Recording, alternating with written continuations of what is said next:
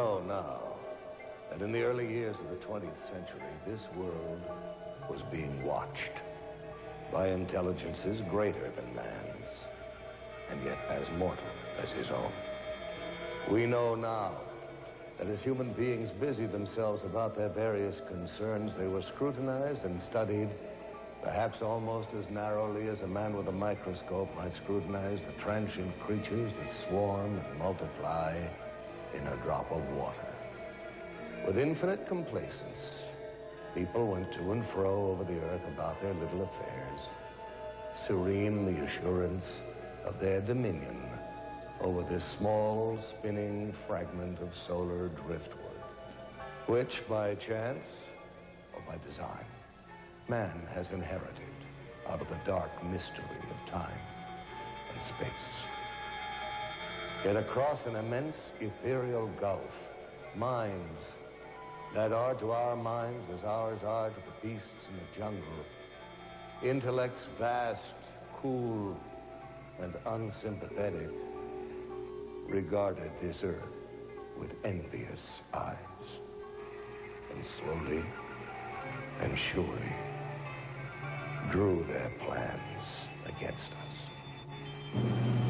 So began a science fiction bestseller published more than 75 years ago, H.G. Wells's War of the Worlds.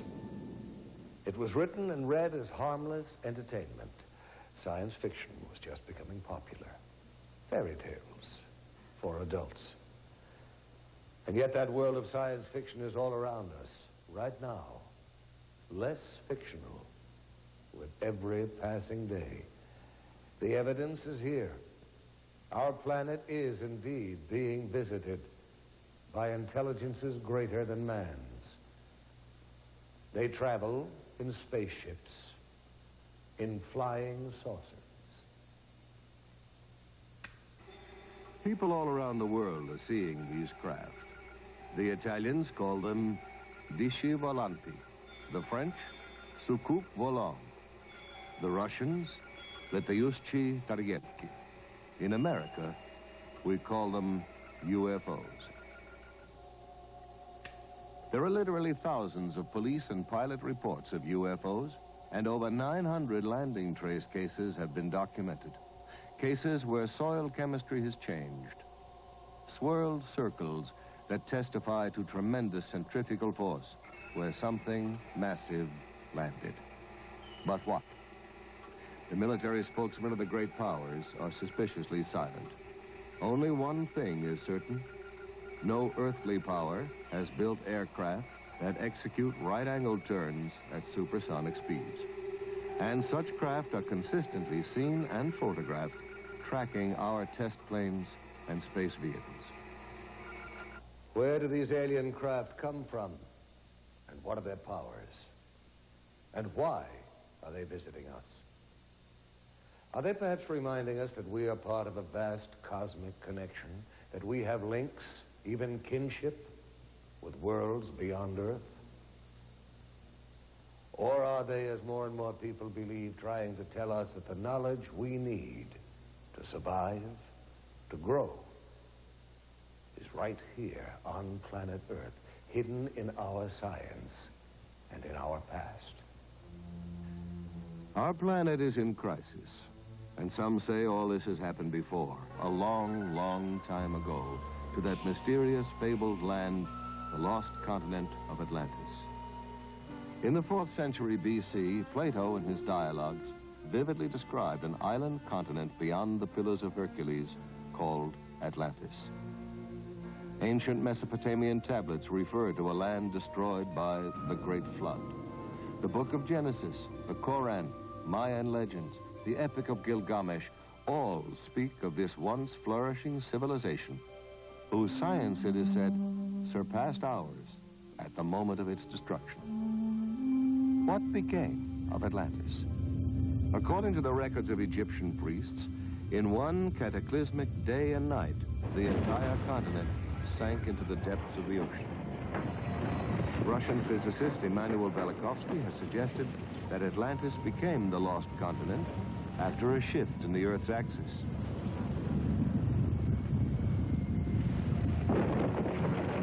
famous psychic Edgar Cayce believed that by misusing the powers of the mind and interrupting the evolution of the planet, Atlantis became the victim of its own perverted super science. And the people of Atlantis, what happened to them? Were they all destroyed?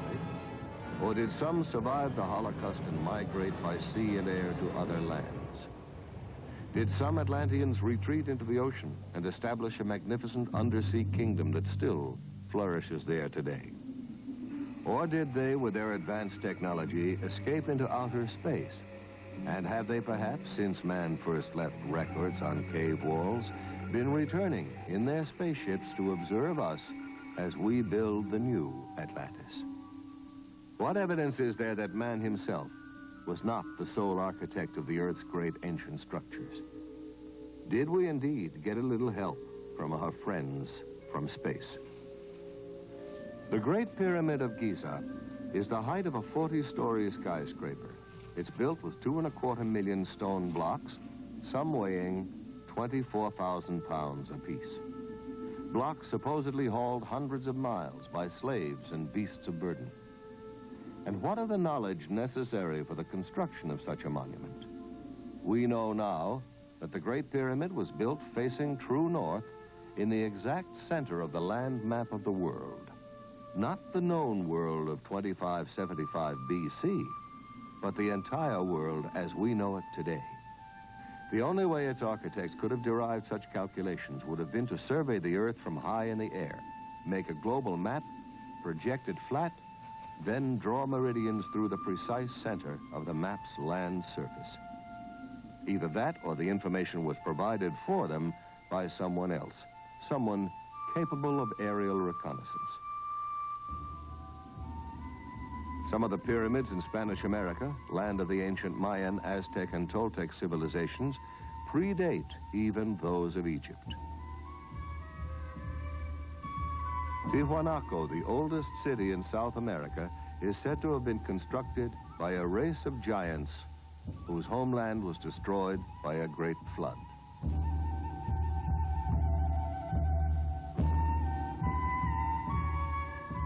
Archaeologists have discovered amazing similarities in architecture and artifacts in Egypt and at Tiwanaku. Similarities which have led some scholars to suggest that these two civilizations might have a common source. That perhaps Egypt was the principal colony of Atlantis in the Old World, while Tiwanaku was one of the drowned continent's colonial outposts in the New.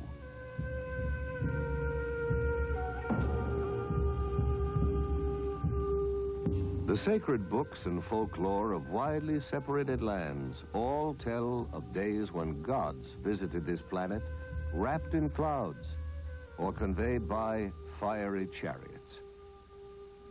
Are the gigantic statues on Easter Island faithful representations of ancient astronauts or Atlantean giants?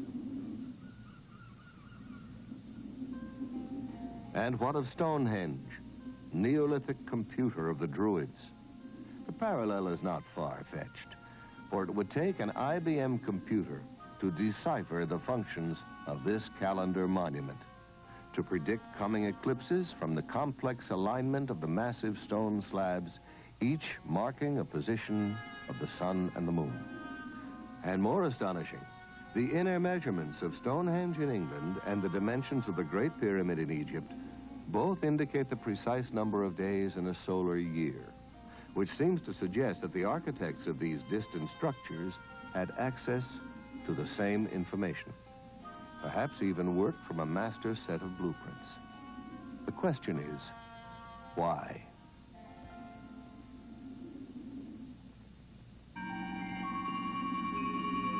Imagine, if you will, a single team of architects traveling from continent to continent, employing local people to construct navigational aids, great beacons that could be seen from craft orbiting planet Earth. Beacons still operational today. Certainly the most permanent evidence that advanced civilizations have been visiting this planet since ancient times may be seen in these time-defying monuments, a world apart. But Let us consider what is happening in our skies today. It was exactly 8:05 p.m. when Air Defense Command received word that a mysterious light was hovering low on the horizon just northeast of Rapid City, South Dakota. Radar operators at Ellsworth Air Force Base shifted their attention to the northeast quadrant of the sky and immediately picked up an unidentified target. Air Traffic Control quickly contacted an F-84 patrolling in the west, asked for an interception, and vectored the jet toward the UFO. A moment later, the jet's radar picked up the unidentified return and locked on. The plane was just 3 miles from its target when the light suddenly moved away with a fantastic burst of speed. The pursuit lasted for 120 miles, but the jet could not gain on the object. Finally, the pilot abandoned the chase. At ground control, the fascinated radar men watched the unknown object change direction and trailed the jet back to the airfield. The evidence is overwhelming that planet Earth is being visited by intelligently controlled extraterrestrial vehicles. In other words, some UFOs are somebody else's spacecraft. There are no good arguments against UFO reality if we consult the evidence. Stanton T. Friedman, nuclear physicist and lecturer, has been consulting the evidence on UFOs for over 15 years. One of the most extraordinary cases he has studied recently was that of Charles Hickson and Calvin Parker, two shipyard workers from Pascagoula, Mississippi, who claimed that while fishing on the bank of the Pascagoula River, a strange craft emitting a bluish light descended and hovered just above the oyster flat 30 feet away from them. Hickson later described how 3 silvery creatures floated out of the craft, grabbed him, and floated him aboard. There was some kind of zipping sound, and when I turned around in this area out here, about 40 or 50 feet out there, there was some kind of craft, you know. It looked like it's going to come right onto the ground. But it came on down and hovered about a foot and a half or 2 feet off of the ground. But we didn't know what to do, you know. The river behind us and that out there not knowing what it was. So, and then before we had time to really do anything, it seemed like an opening appeared. Toward the end, it was, you know, toward us. And the blue light, it had blue flashing lights as it was, you know, approaching the ground, but then they went out. And when the opening appeared, some source of light came from the inside. It was just almost blinding. Some UFO reports are hard even for governments to dismiss, especially when there are photographs to support the witnesses. At approximately 15 minutes to 10 Monday evening, several citizens from the East Los Angeles area phoned our station and stated that they were observing what they thought was an unidentified flying object. After receiving several of these phone calls, Officer Weinkoop and I were dispatched into the East Los Angeles area to investigate these possible sightings. We observed the object traveling in a southwesterly direction and gave pursuit of the object. While in pursuit, I was passenger officer and I was broadcasting a pursuit to my division watch commander, Sergeant Tigroin of Hollenbeck Division, LAPD. During the pursuit, I managed to take one photograph. This photograph negative was booked into police property using this report and this divisional record number. The spacecraft was oval shape on top and underneath, like a large pancake blown up in the middle. It did not have any dome like many of them have reported to have had. And it seemed to be about 200 feet in diameter and about 30 feet high. One of the best photographic sequences on record was taken of a UFO over Trindade Island off the coast of Brazil. Military and civilian observers on the Brazilian training ship Almirante Saldanha saw this metallic craft nearly 150 feet long moving in over the sea to circle the island. A professional photographer aboard the ship grabbed his camera and took these photographs, which were officially released to the world by Juscelino Kubitschek, then president of Brazil, as authentic UFO pictures. Evidence of UFO activity over water mounts steadily. Jacques Cousteau has reportedly investigated UFO sightings over South America's Lake Titicaca. Thor Heyerdahl saw strange glowing masses underwater during his famous Kon-Tiki voyage. And there are literally hundreds of reports from marine scientists and ship's crews of mysterious undersea craft. What is the connection between UFOs and water? Are extraterrestrials using the oceans of our world as highly developed bases for successive space expeditions? Or are these craft, as some people believe, piloted by descendants of Atlantean survivors who sought refuge long ago under the sea? What evidence is there to support this speculation? We now have the means to explore our ocean floors, and divers have located vast stretches of what appear to be the paving stones of giants. Stones as huge as the blocks that built the pyramids, crisscrossing the ocean bed in mid-Atlantic. Archaeologists have found the walkways and pillars of an ancient sunken temple off the coast of Bimini in the Bahamas. Are these undersea structures traces of one of the cities of Atlantis?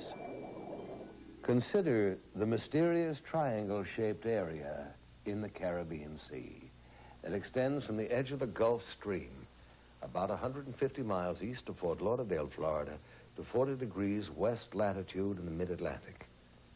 Known in olden times as the Sargasso Sea, this area is a graveyard of the unexplained. It's a place where strange things happen to compasses. Strange things happen to time.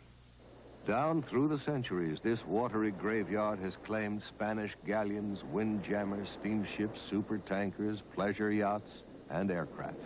Almost all disappeared without trace, as if the tentacles of some mythical monster had reached out and seized them. This area is known today as the Bermuda Triangle, or Devil's Triangle. On December 5th, 1945, 5 TBM Avenger torpedo bombers under the command of Lieutenant Charles C. Taylor took off from Fort Lauderdale Naval Air Station on a routine navigational mission. Surface winds of 20 knots, skies clear, visibility unlimited. Suddenly, just 15 minutes before the flight was due to land, Fort Lauderdale Tower picked up Lieutenant Taylor's frantic voice. The time, 4 p.m. Calling the tower. This is an emergency. We seem to be off course. We cannot see land. Repeat, we cannot see land. What is your position? We're not sure of our position. We can't be sure just where we are. We seem to be lost. Assume bearing due west. Well, we don't know which way is west. Everything is wrong. We can't be sure of any direction. Looks like we're entering white water now. I tell you, we're completely lost. Then, at 4:25 p.m.,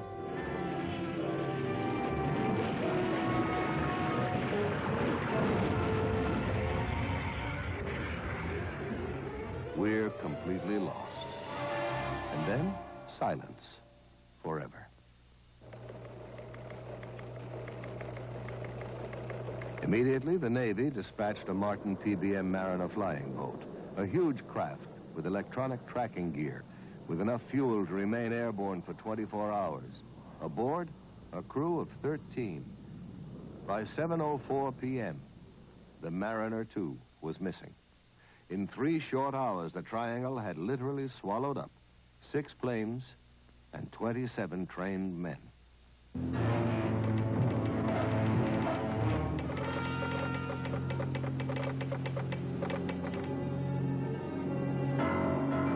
By dawn the following day, the greatest air-sea rescue search ever launched was underway. 242 aircraft and 18 ships scoured the area known as the Devil's Triangle, but not a trace was found. Not an oil slick, not a piece of wreckage, not a life raft. Nothing.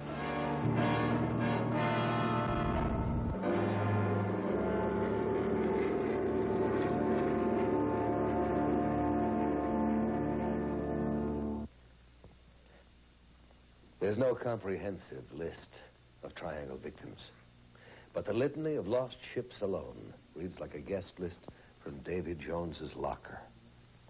United States ship Nina, United States ship Grampus, the steamships Santa Clara, Star Ariel, the Home Sweet Home, the steamships Hewitt, Corner, Slocum, the Marine Sulphur Queen, the Southern District, the City Bell, the George Boston, the Raifuku Maru, and on and on and on. Ship names that descend from mythology, the steamship Rubicon, the Nereus, the Proteus, the Cyclops, the Constellation, the steamship Witchcraft.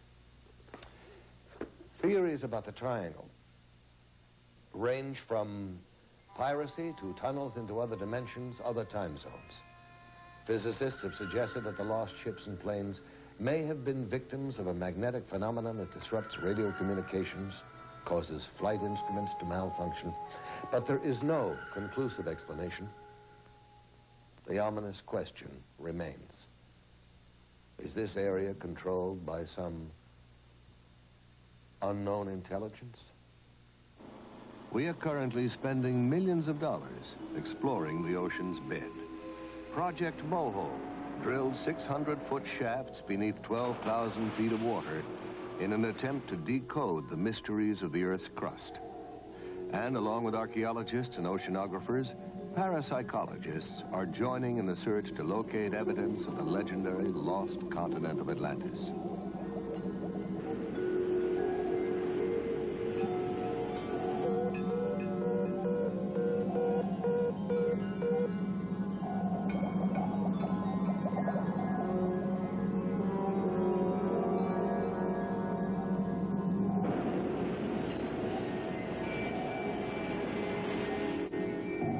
Myths from every country tell of gods and mermaids rising up out of the ocean. What if mythology is really condensed history, and the tales of these enchanted sea creatures are in fact eyewitness reports? What if the whale that snatched Jonah from the raging sea was actually an underwater craft?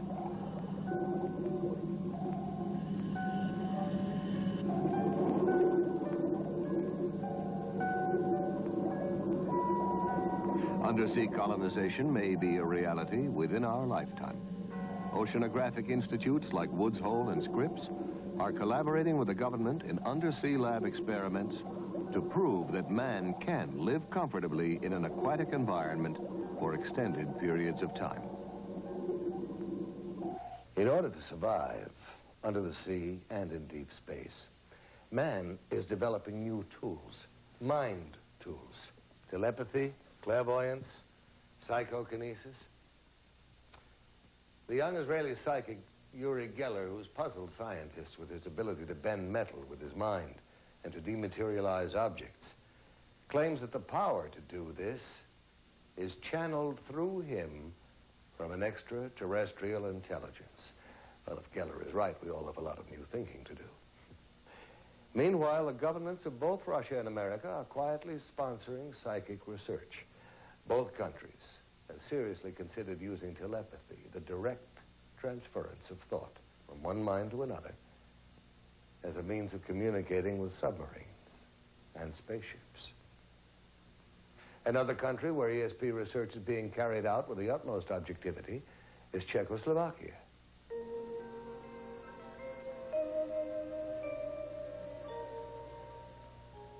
Here in a Czech laboratory, we are watching an experiment in telepathy. The subject is being placed in a deep hypnotic trance in order to free the unconscious to receive the message which will be relayed to him.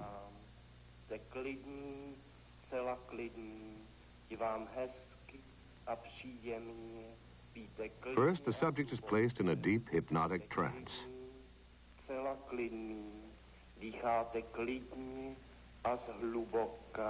Hlubokým spánkem, spíte nejhlubším spánkem. In this experiment, it is essential that there be no outside interference, that the subject's mind be clear to receive the mental message that will be flashed to him. Now the experimenter, previously unknown to the sleeping subject, selects at random an envelope which contains the name of a spice. Pepper. He tastes it, and then mentally tries to convey the actual taste of the spice to the hypnotized subject. Now the scientist is saying to him, what I taste, you also will taste. What is it? And the reply comes almost immediately, pepper.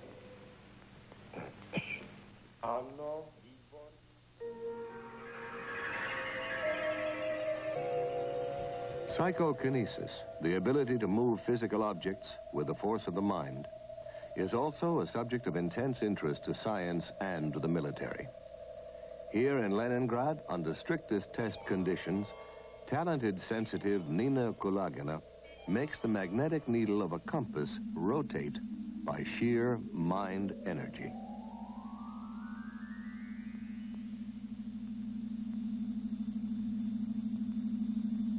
Russian scientists have found that while demonstrating this ability, the magnetic field surrounding Madame Kulagina's body is only 10 times less powerful than that of the Earth itself.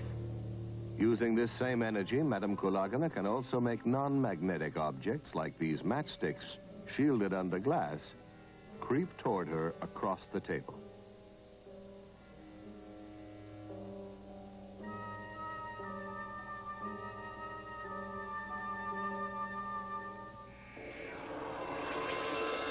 In the Philippines, psychic surgeons are reportedly performing major operations on patients without using any surgical instruments and with no form of anesthesia or bleeding control. Yet the surgery appears to be painless and paranormal healing takes place almost immediately. The most publicized of the surgeons, Tony Agpoa, is removing a pituitary tumor from the forehead of a California businessman, Donald Westerbeck, who flew to the Philippines after doctors had warned him of the risks involved in traditional surgery. Here, in Westerbeck's own voice, is his description of the result of his operation. When I came to the Philippines, I was very dubious about this entire process, but I felt that it would be a shame to have the operation first and find there was any truth to the Philippine phenomenon. Whatever comes out may or may not be the right kind of tissue. It may well be symbolic, but it is now 2 years since that operation, and the symptoms, which were progressing quite rapidly, have pretty much disappeared. I know that whatever happened in the Philippines had a certain effect on the progress of what was happening within my head.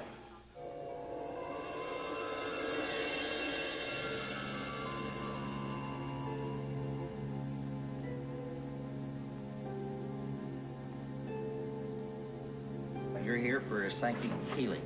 We have healers here who are actually laying on of the hands. Now, whatever your ailment will be affected. In some cases sooner, in some cases a little bit later. You will be subject to psychic healing. You'll also be subject to psychic readings. They'll help us determine what your particular problem happens to be. The healers have this energy that flows through them, imparting a psychic energy. And this energy will flow to whatever part of the body.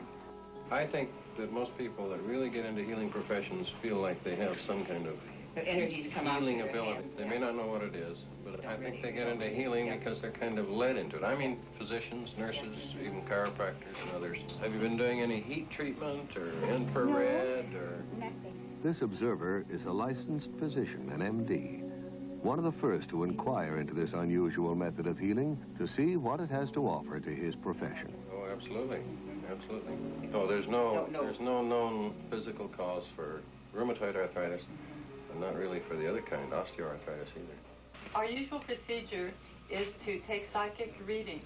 This is a group of gifted sensitives who possess the extraordinary ability to diagnose a patient's illness by a method known as body scanning. They record their estimate of the possible illness by picking up vibrations directly from the sick person or by holding something belonging to her. Sometimes there is an actual transference of pain from the sick person to the diagnostician.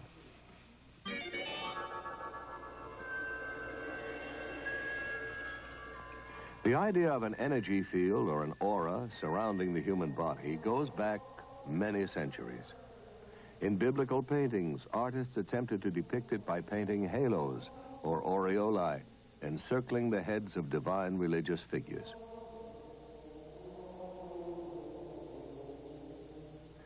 Rather more recently, this NASA picture shows Apollo 12 astronaut Pete Conrad on the moon with a bluish glow around him.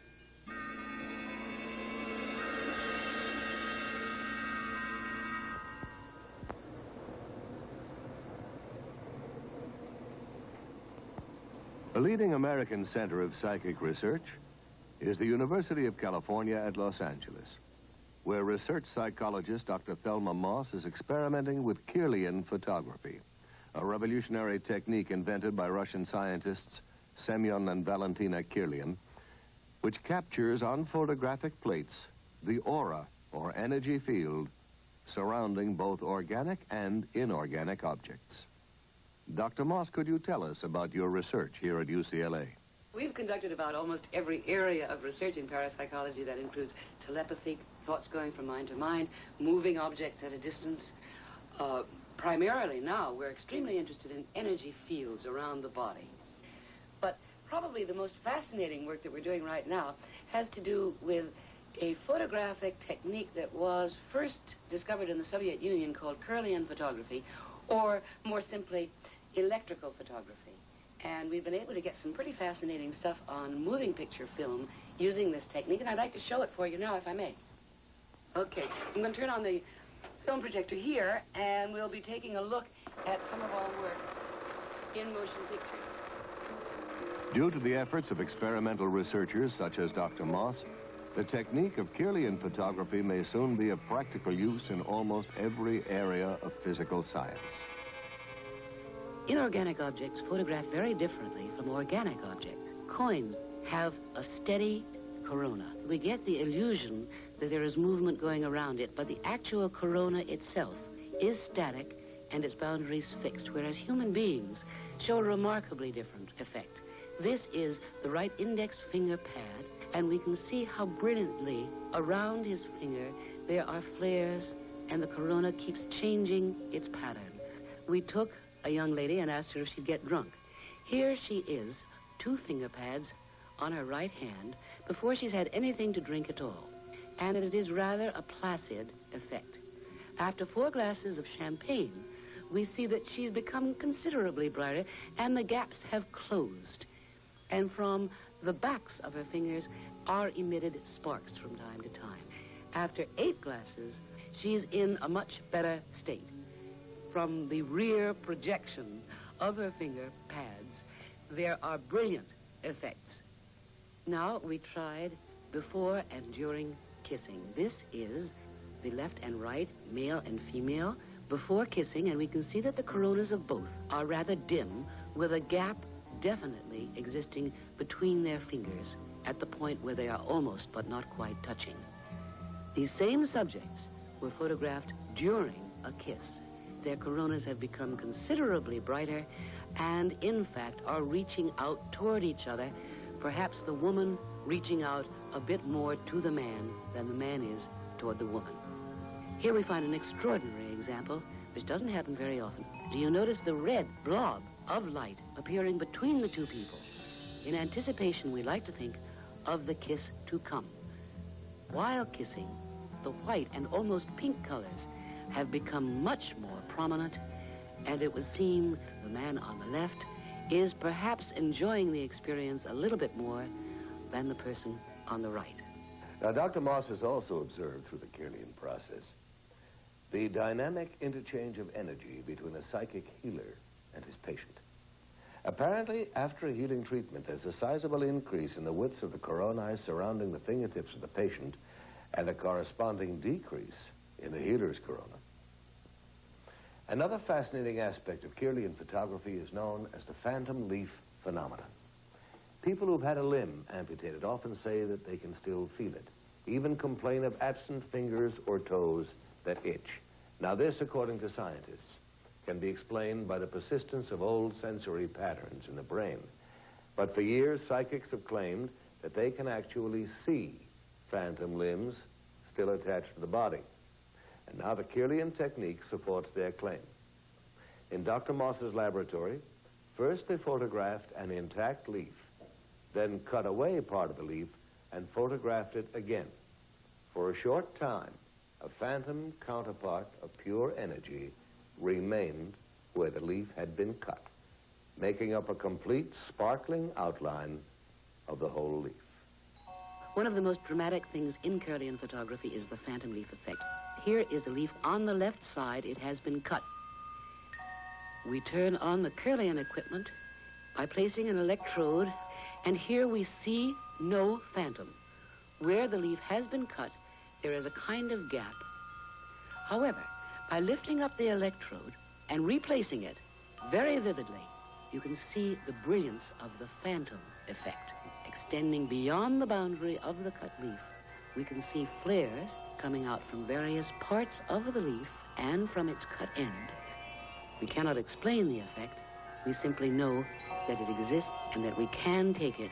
About 30% of the time, we obtain this phantom effect. Dr. Moss, have you investigated any other types of psychic phenomena? Oh, I'm called on frequently. Psychotherapists sometimes bring their patients in because they've got some problems. One of the strangest areas of all is when we are called, I would say we get 100 calls a year, to find out about haunted houses. People think their houses are haunted.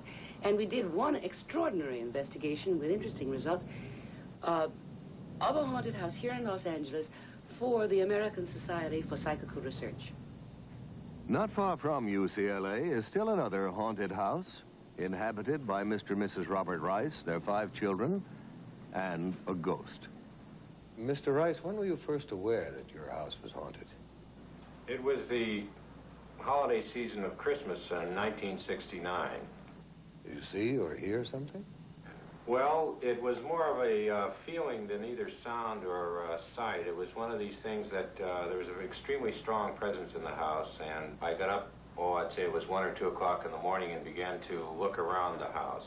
I searched all the rooms expecting to find a burglar, but there was no one in the house, but a very, very strong presence. Soon after this, Mr. and Mrs. Rice called in a psychic to find out if their house was indeed haunted. They were told that the ghost was that of a young architect who had become very disturbed and hanged himself upstairs in the attic bedroom.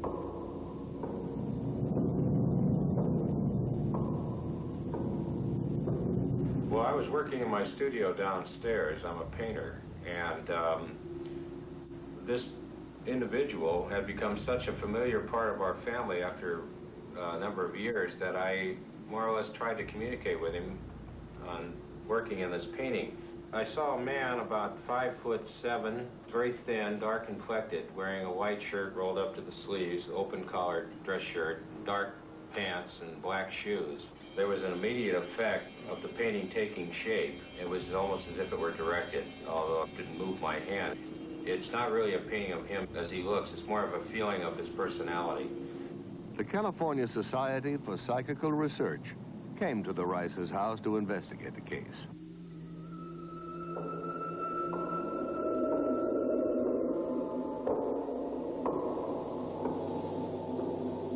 And they went through the house and the different parts of the house.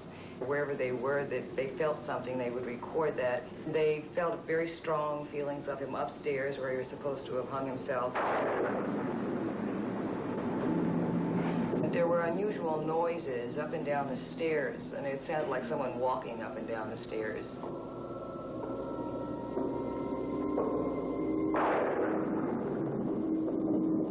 They also saw him in the same light and described him in the same manner that we had seen him.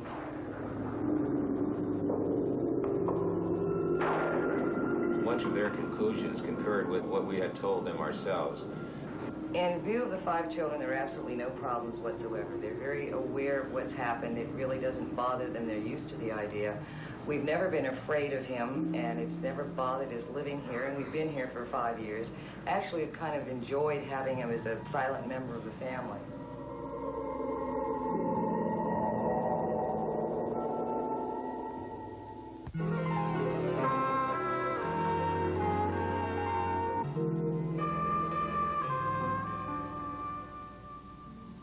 I am Lucretia Black, and I am a witch. I practice witchcraft. I have always been a witch. I was born a witch, I was raised a witch, and my mother, grandmother, and great-grandmother were all witches. What is a witch? It's a psychic female who can project her energies and invade other people's subconscious minds, forcing them to do things they would not normally do.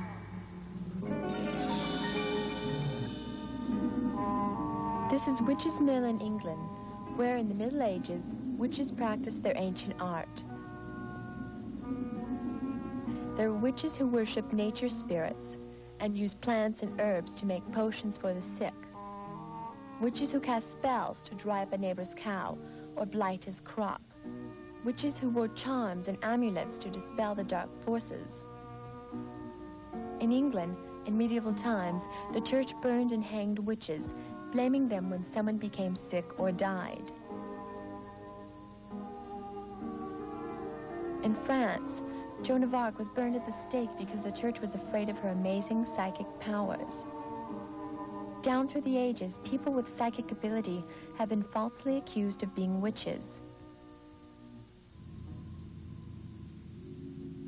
And as recently as 1970, in San Jose, California, an ordinary Midwestern housewife was charged with practicing witchcraft.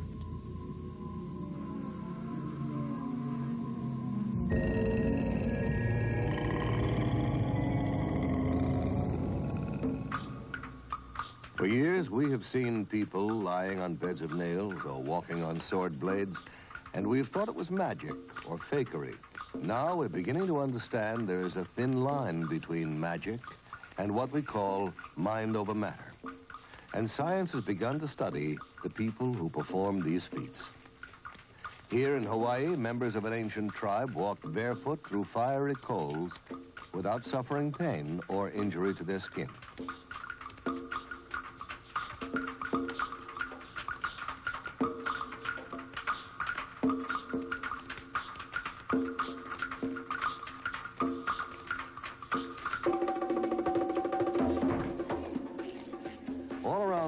Highly specialized rituals are performed that tug at the deepest unreasoning levels of the human mind. In Brazil, voodoo cults still flourish. Ceremonies are enacted where voodoo priests invoke the spirits of the dead to take vengeance on the living. Animal sacrifices, chanting, beating drums incite the crowd to near hysteria.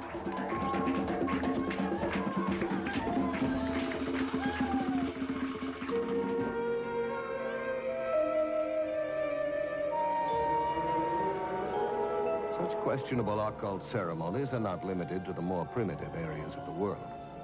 In San Francisco, as in other American cities, Satan is alive and well. And to prove it, here, with the full cooperation of the men and women involved, is an actual celebration of the Black Mass. In nomine Dei nostri, Satanas Luciferi excelsi. In the name of Satan, the ruler of earth, King of the world, open wide the gates of hell and come forth to greet me as your brother and friend. Grant me the indulgences of which I speak, for I live as the beast of the field, rejoicing in the fleshly life. I favor the just and I curse the rotten. By all the gods of the pit, I command that these things of which I speak shall come to pass. Blessed are the strong, for they shall possess the earth. Cursed are the weak, for they shall inherit the yoke. Blessed are the bold, for they shall be masters of the world. Cursed are the righteously humble, for they shall be trodden under cloven hoofs. Command for us! Command for us! Hail, Satan! Hail, Satan! Hail, Satan!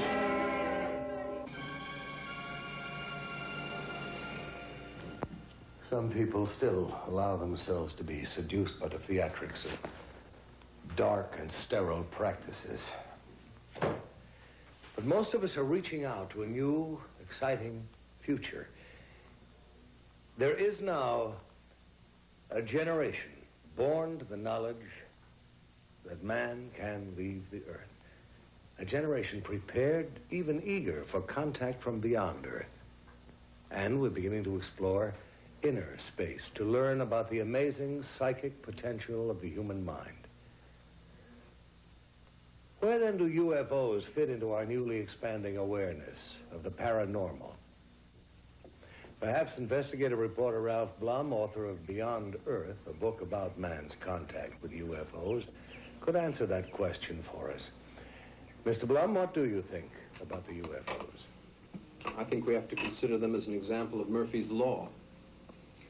Murphy's Law says that if something can possibly happen, it will.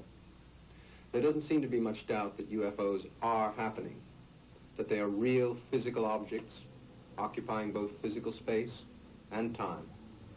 But the data also implies that UFOs may not actually fly here over vast, enormous distances, but simply materialize here, function as physical craft while in our atmosphere, and then dematerialize. I've interviewed Air Force pilots whose mission was to acquire UFO footage, men who've tracked and photographed UFOs and then just watched them vanish. Professor J.H. Bruning of the University of Mississippi has pointed out how closely a UFO experience resembles a psychic event. In both instances, something that, according to the rigid rules of science, shouldn't be there, appears and violates the known laws of space and time and gravity. Ghosts and UFOs seem to have a lot in common. Ghosts materialize, seem to float or hover above the ground, often communicate telepathically, then dematerialize, just like the reports of UFOs and their crews. These and other fascinating phenomena such as time loss, teleportation, and spontaneous healing are all associated both with occult and UFO experiences. And I'm inclined to agree with astronomer Alan Hynek, who suggested that we may be dealing with an intelligence that knows more about the physical world than we do, more about the psychic world, and is using it all. Mr. Blum, I understand that you got down to Pascagoula, Mississippi, just 36 hours after Charles Hickson and Calvin Parker had their UFO encounter. Yes, I did. It was the first time I'd seen for myself the profoundly disturbing effect of such an experience, not only on the two men, but on the entire town. Nothing that powerful had happened to Pascagoula since Hurricane Camille hit the Gulf Coast. And it was quite impossible to sit in the same room with Charlie and Calvin and not believe that something terrifying had happened to them. They had me one on this arm like this, and on the other one, you know, they had my other arm like that. And I just seemed to lift up to the same height they were off the ground, and we just moved into the craft. Now, inside, how did they lay you out? Do you remember how it happened? Yes. I didn't see any tables or chairs or anything in there. I'm not saying it wasn't in there because the light was almost blinding, but I didn't see any. And when they carried me inside, they seemed to just lean me back, you know. And this eye, well, I keep referring to it as an eye, it moved up in front of me about this close. Mm-hmm. And it started right at my eyes, looking me right in the eye. Uh-huh. And it hesitated there for a few seconds, and it just started moving over my entire body. When they brought me from the craft along this area here, and they didn't drop me, you know, they just released me back to the ground. And I fell. I don't know why my legs were weak. I don't know why it was the fright or what it was, but I fell onto the ground. And that's when I seen Calvin. He's standing right over here in this area, and he was standing facing the river with his arms outstretched like that, just like he was staring at something. A man in Missouri gave a paper on 546 landing cases from 34 countries. These all involve traces, that is, where some marks were left after the UFO took off. One place where this happened was on the Johnson Farm in Delphos, Kansas, November 2nd, 1971. The strange marks in the middle there are a ring of soil affected by a UFO. There are a whole host of tests run on the ring. It's clear that something strange happened to the soil as far down as 14 inches deep. To give you an example of what happens to soil, the soil on the left was from that ring, obviously different in color and texture, and I might say from laboratory tests also different in composition, from the normal soil on the right.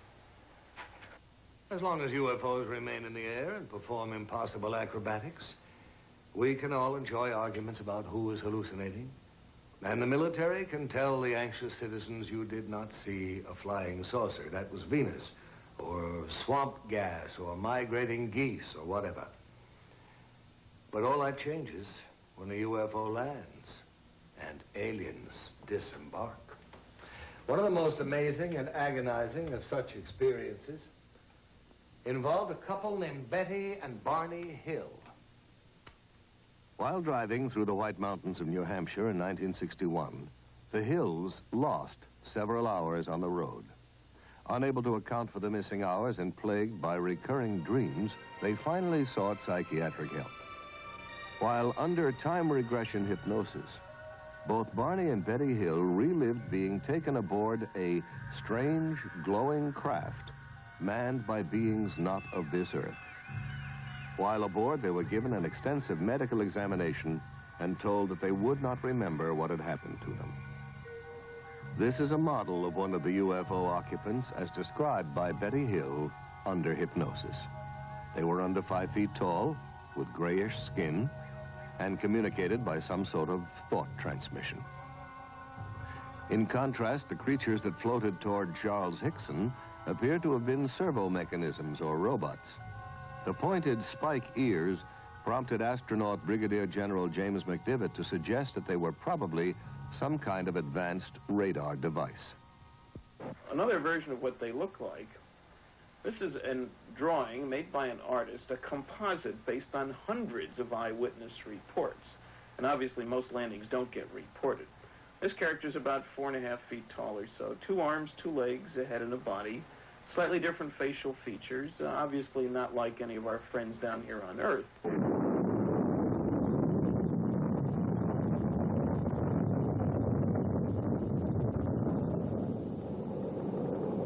However, there are definite parallels in behavior. They have Earth excursion modules, which behave very like our lunar excursion modules. Take our Apollo program. We have strange-looking flying craft carried on board a launch vehicle. They hover out in the boondocks on the moon, land, a couple of humanoid-looking creatures climb out, wander around, pick up rock samples, play games, then re-enter their craft, lift off, disturbing the soil behind them, rendezvous with the mothership, and zip off toward another planetary body. The same sequence, in fact, that have been observed here by UFO witnesses. One of our pioneer astronauts was Brigadier General James McDivitt. In 1965, General McDivitt spent 4 days in outer space as command pilot of Gemini 4. General McDivitt, have you ever seen a UFO? Yes. During my flight on Gemini 4 in 1965, I saw an object in space fairly close to our spacecraft that I could not identify. It looked to me like maybe the upper stage of another rocket. I tried to take some pictures of it, but unfortunately the pictures did not come out properly. We never were able to identify what it was, and all of our ground radar tracking data indicated that there shouldn't have been another object anywhere near us at the time. General McDivitt, do you know anyone else who claims to have seen a UFO? Well, yes. As a matter of fact, I know all kinds of people who claim to have seen them. Some of them are very legitimate, and some of them I think are just having fun. I had an opportunity recently to meet a gentleman from Mississippi who claims to have actually been taken into a spacecraft. And quite frankly, I believe that that gentleman is telling what he considers to be the truth. He wasn't looking for publicity. He wasn't trying to be funny. He was trying to be very honest. He was very sincere. And quite frankly, I walked away from the whole conversation with him believing that what he said is true as far as he's concerned. Well, I kind of thought it was people at first, you know, off like that. But of course, when they appeared there in front of me, it was the most shock I've ever had in my life. They were shorter than me. I'd say about 5'2" or 3", and they didn't have a neck. Their head, it seemed to come directly to their shoulders. And they had something that came out to a point about where a nose would be, and on each side, the ears. And I believe that they looked like they were a little longer on the ears than the nose. But it seemed to me when they came out that doorway, or that opening, or whatever it was, then just almost instantly, they were right there on us. Their arms, they had arms, and I saw the arms moving here and in the shoulders. But they had weld. I mean, their fingers were weld, and then they had something like a thumb, and they were like this. Mm-hmm. Can you tell me about the lie detector test? When they were asked to come over here to talk to these people, they had in their mind that it was just a big joke. And if I understand it correctly, they ran one test on Mr. Hickson. The machine showed that he was telling the truth. Then they run another one, And then the examiner, he began to wonder himself. So he ran the third test, and he believed just what Mr. Hickson had told him. Sheriff Diamond, can you tell me just what happened that night? We questioned him at length. And then we left the room and recorded all the conversation they had. Recorded between the two of them. And one of them kept wanting to pray. And he said, after all I went through on this earth, he said, why should I have to see something like this? Calvin Parker, I was questioning him, and at one time he wanted to climb the wall. That's how nervous and how shook up he was. But since I was down there, and since I was a physician, and several other scientists and investigators were asked to consult and look into the situation, I was asked, would I mind if I would be present? And I said I wouldn't mind at all. And while it is still very difficult for us to believe that a spaceship landed and that robot-type creatures came out and actually took these two people into the spaceship, these men, in my opinion, believe that they saw this and that they were being honest in reporting what they have reported. Charles Hickson's story is not unique. UFOs first soared into the news in this country in 1947 when pilot Kenneth Arnold saw 9 disc-shaped objects skimming along at high speed and in an unconventional manner, like a saucer would if you skipped it across water. A newspaperman who interviewed Arnold coined the term flying saucer, and over a quarter century of sky watching began. For 28 years, these metallic disc-shaped craft, tens of meters in diameter, have been seen around the world, from Paris to Papua to Pascagoula. Although science has failed to supply a generally accepted explanation of UFOs, the subject has been investigated by the United States Congress. In 1968, Congressman J. Edward Roush of Indiana chaired the House Committee on Sciences and Astronautics Symposium on UFOs. Congressman, do you believe UFOs are somebody else's spacecraft?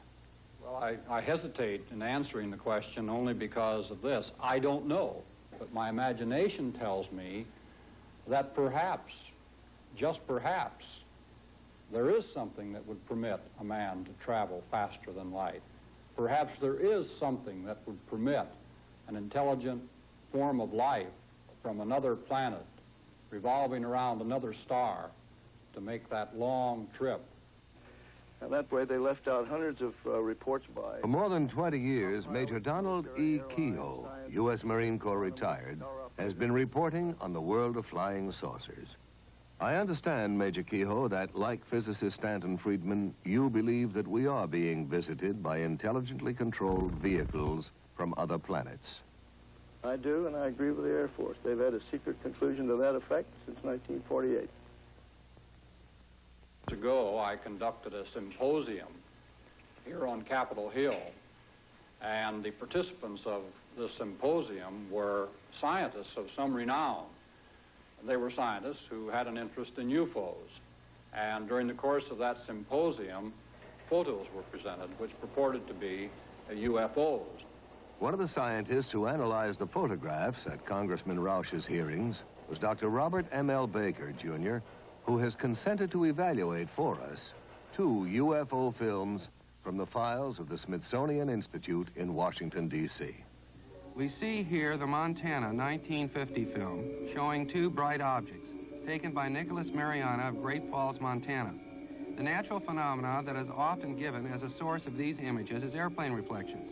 Airplanes, unless moving at unrealistically high speeds, would have to be so close to the observer as to be identified as airplanes in order for them to portray the kind of motion seen on the film. I don't concede these images to be airplanes, airplane reflections, comets, or other well-understood natural phenomena. We don't know whether these are sophisticated weapons. Everyone denies that they are. Our own country denies that they are sophisticated weapons of this country. This film was taken in 1952 by Delbert Newhouse, a Navy photographer, near Tremonton, Utah. He estimated that there were approximately a dozen metallic objects shaped like 2 saucers, one inverted on top of the other. The official explanation was that the objects were a flock of soaring gulls. But Dr. Baker had this to say. Birds, such as gulls, simply don't make the kinds of accelerated turns at high speeds that were measured on the film. There also exists some meteorological data that would indicate that there were no updrafts that could have allowed the birds to maintain flight for long periods by simply spiraling. It would be seem more likely to me that it is some natural phenomena or even possibly something from outer space. There is, however, another theory. The Bermuda Triangle is not the only area in which navigators have been troubled by the odd behavior of magnetic compasses.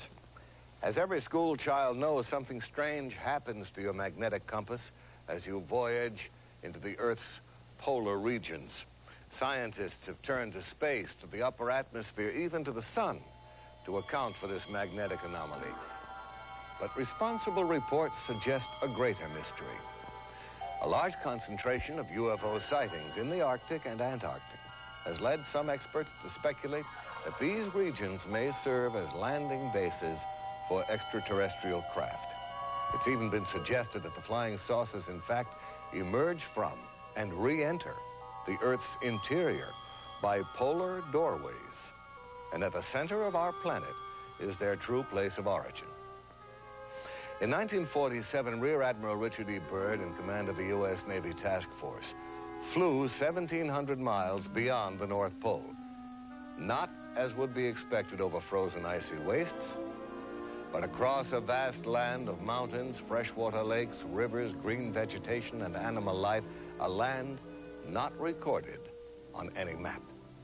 From the evidence provided by Admiral Byrd and other famous explorers of the Arctic and the Antarctic, it has been suggested that the Earth is not as we have been taught, a solid sphere with a fiery center of molten metal, but is in fact a hollow shell in which a small amount of the original fire remains to form a central sun capable of emitting light and of supporting plant growth. It has even been claimed that the huge mammoths found frozen in the polar ice are not prehistoric, but were animals from the Earth's hollow interior that wandered to the surface and froze to death. Proponents of this theory estimate that the Earth's crust is approximately 800 miles thick, with openings at its polar extremities. They suggest that Admiral Byrd and other explorers actually entered the openings leading to the Earth's interior without knowing it. These explorers assumed that they were still traversing the outer surface because the downward slope of the entrance is so gradual and because they could not see the other side of the opening, which is hundreds of miles away. Almost to a man, scientists ridicule the hollow Earth theory. They will tell you that the only hollow spaces anywhere near the poles are located in the heads of those who believe in the theory. And yet, a number of disquieting questions remain unanswered. How then do we account for the warming effect, the presence of increasingly warm winds as one travels north beyond 70 degrees latitude? Why do these winds carry enormous quantities of black dust? Why does colored pollen stain the snow red, green, and yellow over thousands of square miles of the Arctic? Why are all icebergs composed of fresh water? And why do explorers find tropical seeds and plants and even trees floating in the fresh water off these icebergs? Where do all these things come from? Well, the answer to these questions is obvious to anyone who believes in the existence of an unexplored region hidden in the Earth's interior. But the hollow Earth theory is not limited to this planet. In his book, A Journey to the Earth's Interior, Marshall B. Gardner discusses the bright light seen shining from the polar caps of Mars, Venus, and Mercury. Concludes that these planets also have hollow interiors and central suns. According to Gardner, the aurora borealis, the northern lights, result from the rays of that central sun inside the Earth, projected through the polar opening into the night sky. Now, before we join in the laughter of scientists at these notions, we should remember that 100 years ago, the world's most prominent astronomers staked their reputations on the fact that rocks did not fall from the sky. Today, these rocks are called meteorites. Science, like any living thing, must grow. Now, one of the crucial new questions for scientists is how to travel through deep space. Are there cosmic arteries, openings maybe in the fabric of the space-time continuum? In the past, man ascribed immortality to the stars. But now we know that, like ourselves, stars are born, grow old, and eventually die. At the end of their lifetime, stars only a little heavier than our sun suddenly blaze up in a supernova explosion, becoming giant galactic flares that collapse into white dwarfs and then eventually burn out to become black dwarfs, each about the size of the Earth. If the star is somewhat heavier, it will collapse to a much smaller and far more compressed neutron star about 10 miles in diameter. But what happens to stars at least 3 times the size of our sun? Those which do not reach a quiet old age as a neutron or dwarf star. Scientists believe that the collapse of these enormous stars is so powerful that once it begins, nothing can ever stop it. They continue to shrink until the gravitational field surrounding them is so strong it becomes completely closed off from the rest of space. Nothing that enters this region can ever escape, not even light. And so these stars become invisible black holes in the fabric of space. Stars that have blinked out and died, yet are still there, exercising a devastating effect on every particle of matter that enters their gravitational fields, where gravity is so intense, it warps space, imprisons light, halts time. Astronomers are now speculating about the possibilities of huge rotating black holes in which the tremendous distortion of time and space is so extreme as to generate a passageway to another world. A future astronaut plunging down a rotating black hole could perhaps never return or communicate again with our world. But he might emerge in a different time, a different corner of the universe, or perhaps even a different universe. And it's not so unlikely that an advanced technological civilization could have overcome the hazards of black hole travel, harnessed their power to voyage through time as well as through space. In his stunning book, The Cosmic Connection, astronomer Carl Sagan imagines for us a federation of societies in the galaxy that have established a black hole rapid transit system in which a vehicle is rapidly routed through an interlaced network of black holes to that black hole nearest to its destination. As even more dramatic evidence of interplanetary penetration, we can look to Siberia just after the turn of the century. An unidentified space object hurtled toward Earth at over 30,000 miles an hour. Trailing streams of fire, it broke into our atmosphere, and then came the explosion.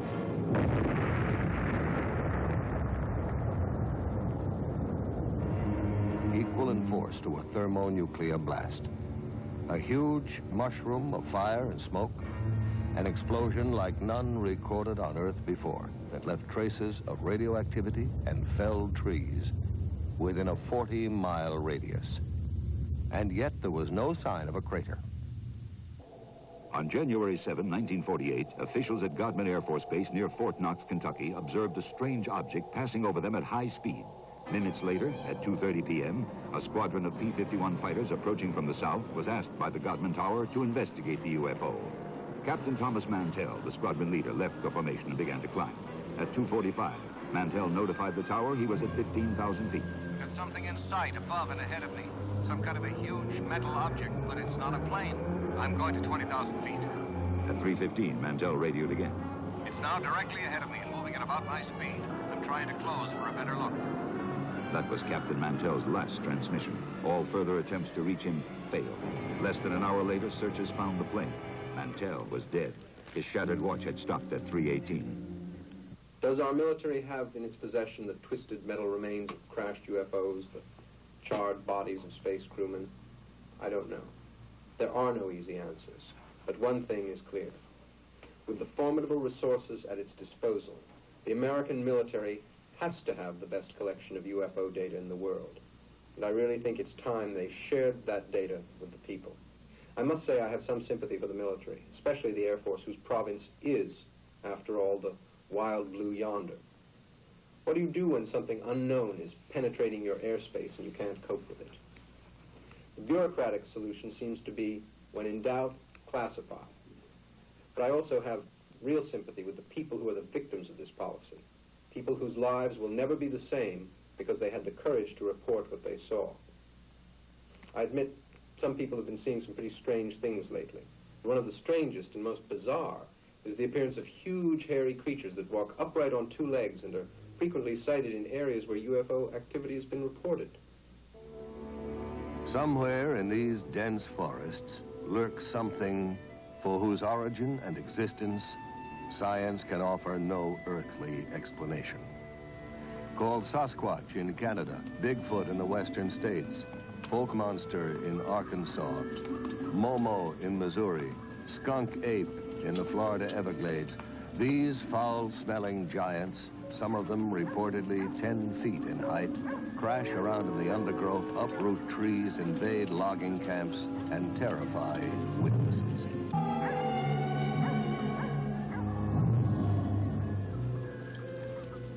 What are these creatures? Where do they come from? How did they get here? Recently, an astonishing number of Bigfoot reports have coincided with UFO sightings and landings. Are the UFOs dropping these creatures here to see if they can live on our Earth? And why has no one found any bones or the remains of one of them? Do these giants, as psychic Peter Herkus claims, decompose into powder when they die? Or are they perhaps picked up again by the UFOs to be examined in alien laboratories?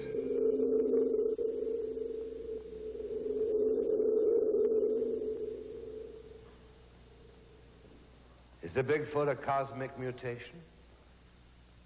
Incredible as this notion may seem, we're contemplating even stranger possibilities in our own laboratories.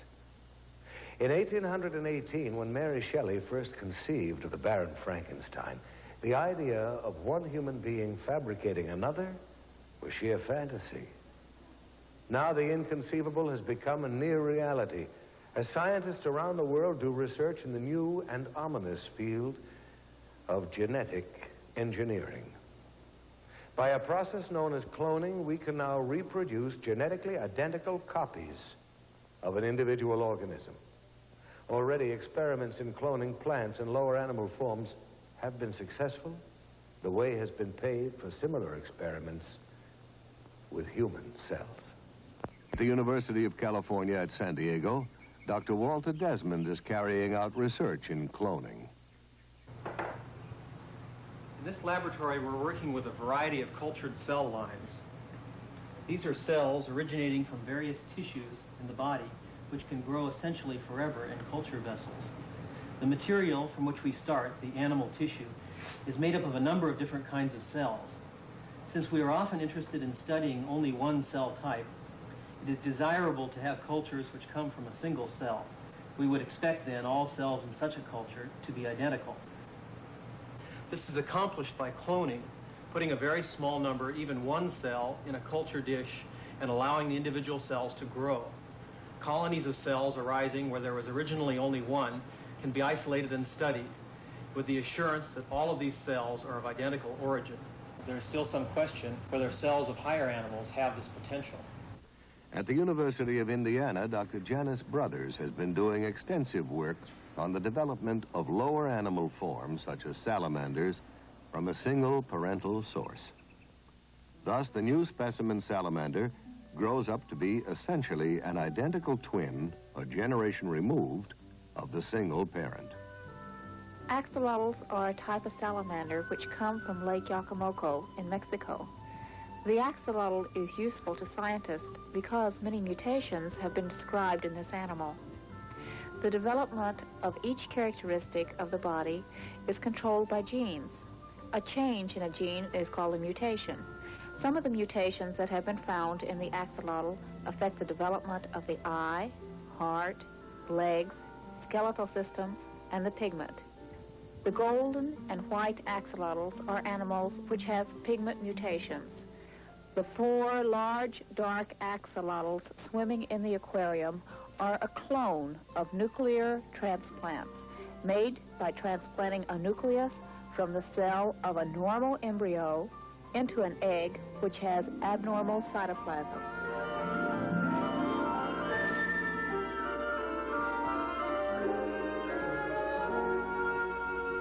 First, man thought that only man possessed communication systems. Then we made friends with the dolphin. And now plants take their place among the communicating life forms of this planet. Since 1969, Marcel Vogel, a senior research chemist at IBM, has been actively engaged in the study of man-plant communication. Vogel believes not only that plants respond to our thoughts, but that they are supersensitive instruments for measuring our emotions. Working with green, broad-leaved houseplants like this philodendron, Vogel wraps a copper wire around the plant and attaches a small stainless steel electrode to the plant leaf. The wire is then hooked up to an amplifier and polygraph recorder, and he is ready to establish a stable baseline, a sort of plant heartbeat on the graph. One of the earliest experiments that we did was the threat of attack. With the help of his assistant, Chuck Mignosa, Vogel will now attempt to project thoughts of attack and then monitor the plant's response. So what I'd like to have you do, Chuck, is to build a strong thought form of an attack. Chuck, think a strong thought of attack, and then commit the act on the plant. Any shift of the needle on the graph is regarded by Vogel as a response from the plant. When the needle jumps wildly, it is the electrical equivalent of a human scream. Next, we will see both Marcel Vogel's and the plant's response to his assistant, Tom Montalbano's directed thoughts. Both the plant and Marcel Vogel are tied into the narcophysiograph biofeedback machine. This is the plant response telemetered through the stainless steel electrodes. Here is Marcel's galvanic skin response. This trace is Marcel's pressure and his cardiovascular relaxation and tension of the blood vessels. This trace is the temperature variation coming from Marcel's hand. As you can see, it's lowering. Now I'll be quiet. Now I'll focus into you, Tom. Tom, do you like women? Definitely. Now it's responding to you. And this time I'll focus onto your liking of women. Now here you have my response to your thought, but nothing with the plant yet.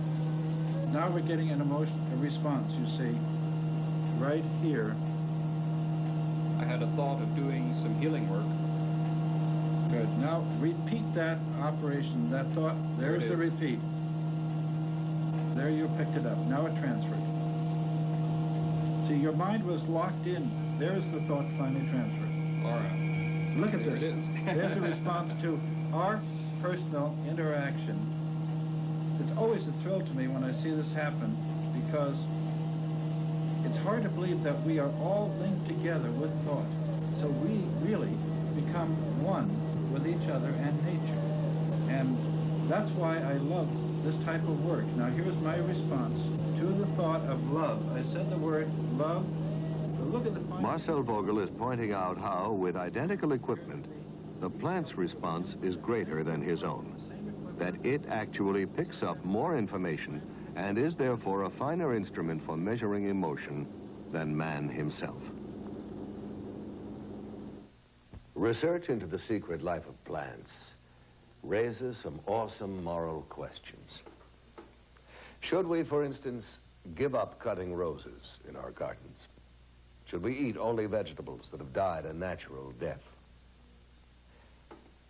And what is natural when we speak of death?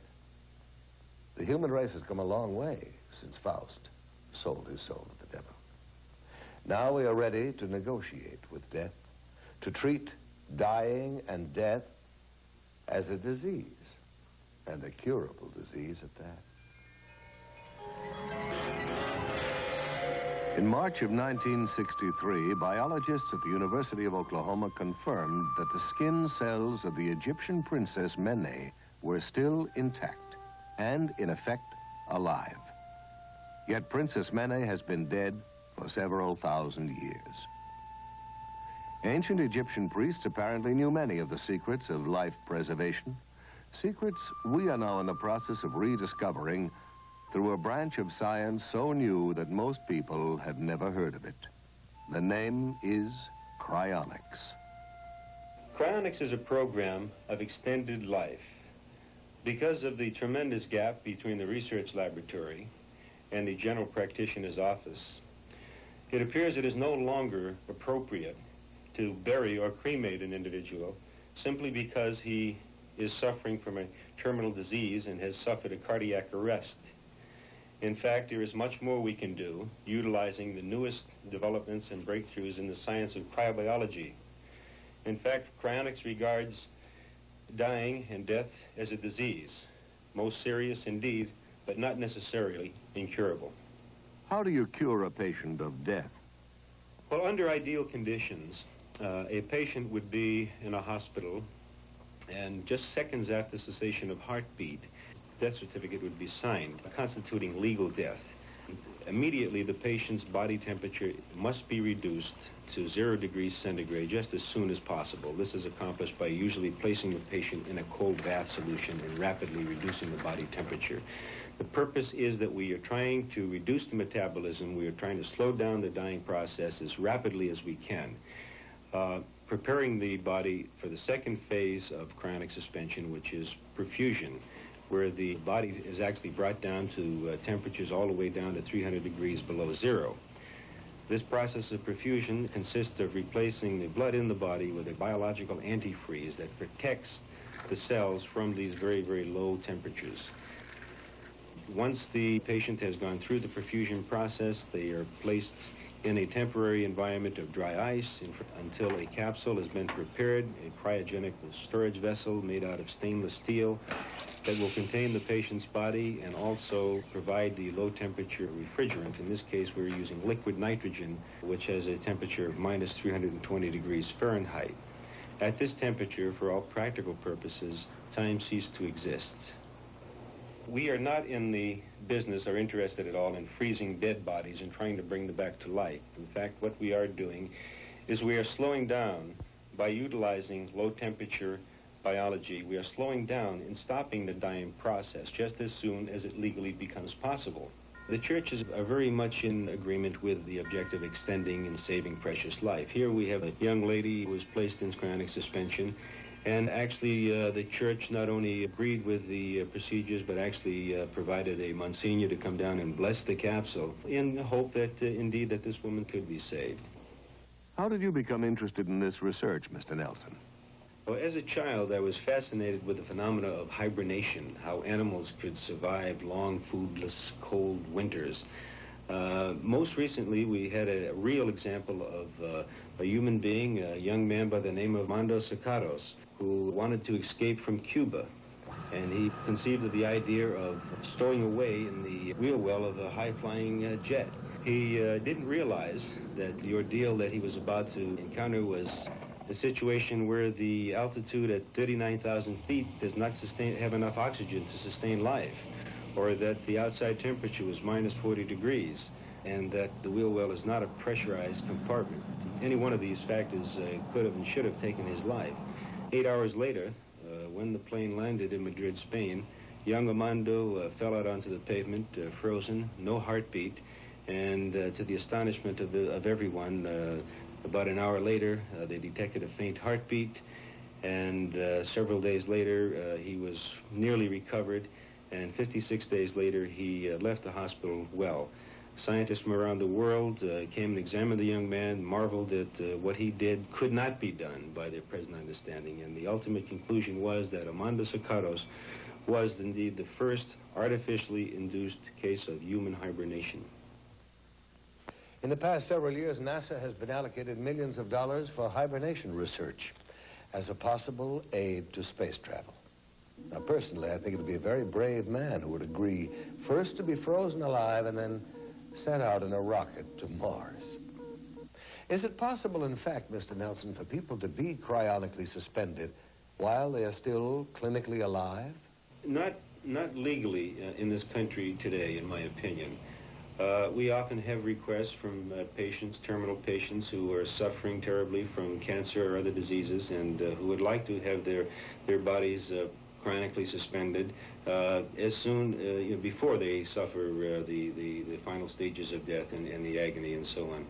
However, it is not possible because of the legal definition of death. The process cannot be started until cessation of heartbeat.